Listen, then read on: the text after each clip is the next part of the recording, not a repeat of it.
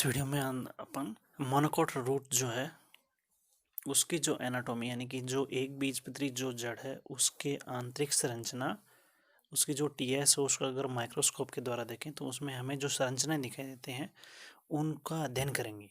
यानी कि जो टीएस है मोनोकोट रूट, यहाँ पर जो मोनोकोट जो लिया गया है मेज यानी जो मक्का है, प्रारूपिक पौधे जो है मक्का, उसकी जड़ को अपन टीएस है उसका अध्ययन करेंगे। तो जब टीएस जो मक्के के जो यानी कि मोनोकोट रूट है उसके जब टीएस का अध्ययन करेंगे तो उसके अंदर अपन इन निम्न जो ये अपने जो पॉइंट हैं बिंदुवार, इनके सहायता से अपन अध्ययन कर सकते हैं। तो उसमें अपने को अलग अलग जो क्षेत्र हैं वो दिखाई देते हैं, अलग अलग भाग दिखाई देंगे और उसकी जो संरचना उसको अपन 6 जो अलग अलग भाग उसमें विभाजित कर सकते हैं। Epiblema, cortex, endodermis, pericycle, vascular bundles and pith. अगर उसकी संरचना को माइक्रोस्कोप के द्वारा देखें अपन मोनोकोट जो स्टेम उसके टीएस को, तो अपने को लगभग जो 6 भाग हैं यानी कि अलग अलग जो 6 भाग हैं वो अपन को इस प्रकार से दिखाई देते हैं और उनका अपन इस वीडियो के अंदर बिंदुवार विस्तृत अध्ययन करेंगे।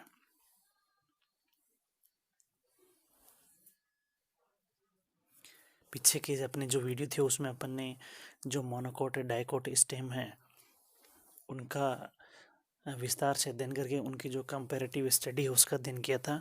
और इस वीडियो में अपन मोनोकोट स्टेम और डाइकोट स्टेम के बाद जो मोनोकोट रूट है यानी कि जो एक बीजपत्री जो पादप है उनकी जो जड़ के अंदर जो प्रारूपिक संरचनाएं होंगी, उनकी जो प्राइमरी स्ट्रक्चर है उनकी यानी कि वो उसका अध्ययन अपन करेंगे।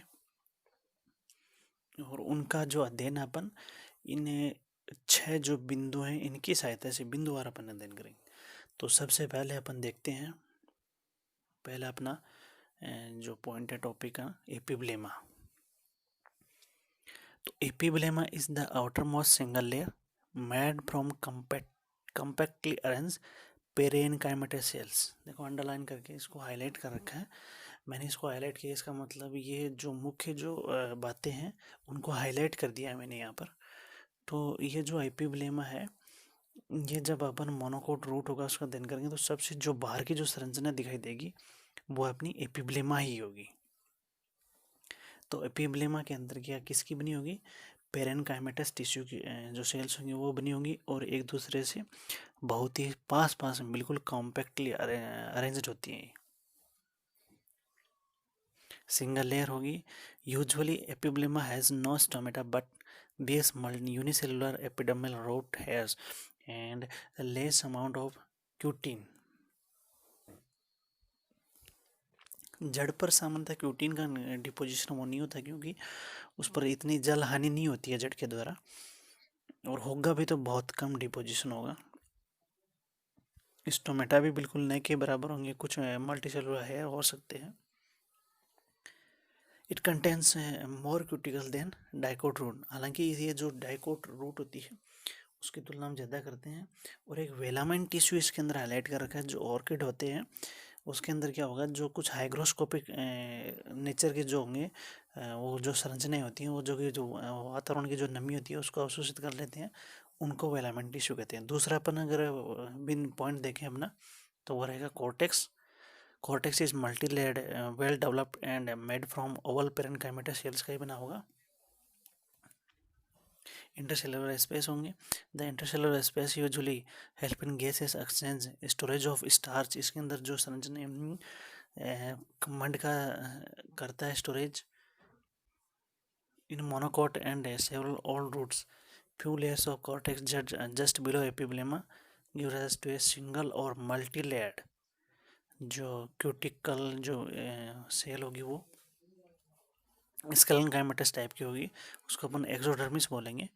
Cortex help in mechanical support to the root like hypodermis to stem. जैसे कि जो कॉर्टेक्स है उसका काम यांत्रिक सहायता भी प्रदान करता है, उसके साथ साथ विभिन्न प्रकार की जो स्टोरेज हैं, फूड स्टोरेज हैं या कुछ अलग प्रकार के जो गैसियस एक्सचेंज हैं उसका काम भी करती है। और जो इसका जो मुख्य बाहर का जो भाग है वो एक्सोडर्मिस कहलाता है।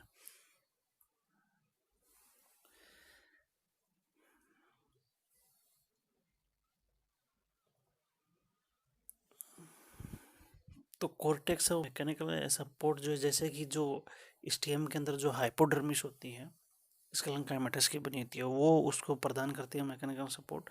वैसे ही इसके अंदर जो क्या होगा, मोनोकॉट जो रूट होगी उसके अंदर कॉर्टेक्स जो होगा वो मैकेनिकल सपोर्ट भी प्रदान करेगा, जैसे कि स्टेम के अंदर हाइपोडर्मिस करता है।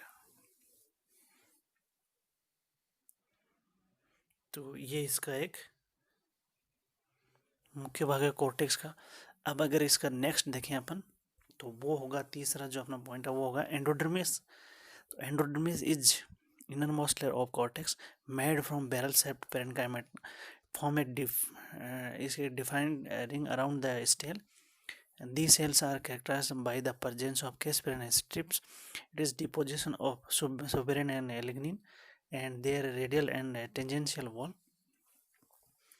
उसके जो अंदर का भाग होगा कॉर्टेक्स से जब अंदर जाएंगे एंडोडर्मिस केस्पेरिन पट्टिका पाए जाएंगे उस पर,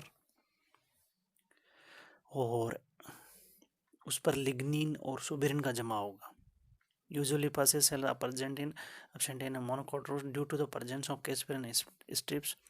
Endodermis forms a water-tight jacket around the vascular tissue. It is also called biological barrier. It regulates the inward and outward flow of water and minerals and prevents diffusion of air into xylem elements. Air dam का निर्माण करता है, एक तरह से air tight यानी कि उसके अंदर बना देता है, उसके अंदर गैस या आदान प्रदान उसको रोक देता है। एक तरह से जो स्टील का जो भाग है बाहर का, यानी कि एक परत बना देता है, एक बैरियर का काम करता है। जो कोशिकाएं उन पर लिग्निन और सुबेरिन का जमा हो जाता है उस पर। तो ये था अपना एंडोडर्मिस। इसके जो आगे का भाग है वो है पेरिसाइकल। एंडोडर्मिस के जो नीचे का जो भाग रहेगा वो रहेगा पेरिसाइकल। पेरिसाइकल इज यूनिसीरिएट, सामान्यतः एक ही परत में, लेकिन मल्टी सीरिएट इन स्माइलेक्स में जो होगा। Made from thin walled parenchymata cells का बना होगा। It is the outer most layer of stellar system. Stele का जो आउटर भाग है usually it is made from parenchymata cells but it may become sclerenchymatous in older root. Several lateral roots arise from this layer, hence lateral roots are endogenous in origin. जो पार्श्व lateral roots होते हैं उनका निर्माण होता है pericycle के द्वारा,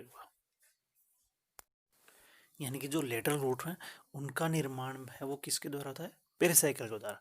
एंडोजीनियस प्रकार का होता है। वेरी इंपॉर्टेंट अपनी जो टॉप यानी पॉइंट है ये, कि जो पार्श्व जो जड़ें होती हैं उनका निर्माण किसके द्वारा होता है, पेरिसाइकिल के द्वारा। इस प्रकार ये किस प्रकार के होते हैं, एंडोजीनियस प्रकार के होते हैं। तो जो पार्श्व जड़ें होती हैं उनकी उत्पत्ति वो पेरिसाइकिल के द्वारा ही होती है। जो एंडोडर्मिस के अंदर का जो भाग रहेगा पेरिसाइकिल, वो जो भाग है वो पेरिसाइकिल रहेगा, और स्टेल का जो होता है रम का जो सबसे बाहरी भाग है वो पेरिसाइकिल ही होता है। पेरिसाइकिल से घिरा हुआ अंदर का जो पूरा भाग स्टेल, तो सबसे जो बाहर का जो भाग हो गया वो स्टेल का हो गया पेरिसाइकिल। और ये एंडोडर्मिस के जस्ट नीचे की तरफ होगा। सामान्यतः इसमें जो होती हैं पेरेन्काइमेटा सेल्स होती हैं, लेकिन जो ओल्डर और जो रूट्स होती हैं, पुरानी जड़ें होती हैं, उनमें कुछ में स्केलेंकाइमेटा सेल्स भी हो सकती हैं। ये था इसका कुछ मुख्य जो भाग है वो, कि पेरिसाइकिल में क्या है, इसका लेटरल रूट होते हैं उनमें इसका क्या रोल होता है। तो इस वीडियो में अपन जो मोनोकोट रूट है उसको मोनोकोट रूट का एक भाग का अध्ययन करेंगे। तो पेरिसाइकिल जो है, पेरिसाइकिल तक का जो भाग है वो इस वीडियो में करेंगे। और इसका जो पार्ट 2 रहेगा उसमें पेरिसाइकिल से जो आगे का भाग है उसमें, और उसमें जो टीएस सेक्शन का जो डायग्राम होगा मोनोकोट रूट का, उसके अंदर पार्ट 2 के अंदर जो नेक्स्ट वीडियो बनाएंगे तो उसमें पार्ट 2 के यानी जो टीएस जो डायग्राम रहेगा उसका अध्ययन करेंगे। तो इस वीडियो में इतना ही, धन्यवाद।